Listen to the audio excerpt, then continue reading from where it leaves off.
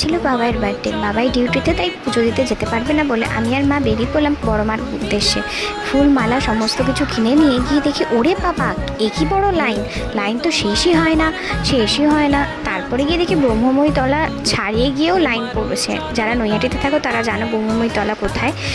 1.5-2 ঘন্টা লাইন দেওয়ার পর বড়মার মন্দিরে প্রবেশ করার সুযোগটা হয়ে উঠলো।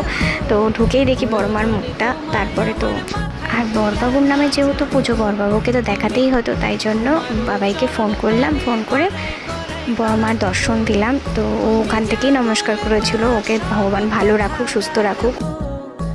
আর এত ভিড় ছিল, হ্যাঁ আগের মতো অঞ্জলি দেওয়া যায় না, পুজো দেওয়া যায় না ঠিকই, কিন্তু আমি মনে করি অনেকটা দূর থেকে লাইন দিয়ে আসার পর যখন বড় মার মুখটা দেখি তখন যেন মনটা ভরে যায়। দাঁড়াতে দেয় না, খুবই কম সময়ের জন্য দাঁড়াতে দেয়।